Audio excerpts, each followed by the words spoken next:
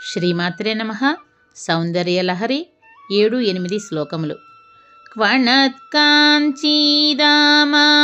కరికలభకుంభస్తననత పరీక్షీణా మధ్యే పరిణత శరచ్చంద్రవదనా ధనుర్బాణాన్ పాశం శృణిమపి దధానా కరతలైః పురస్తాదాస్తాన్నః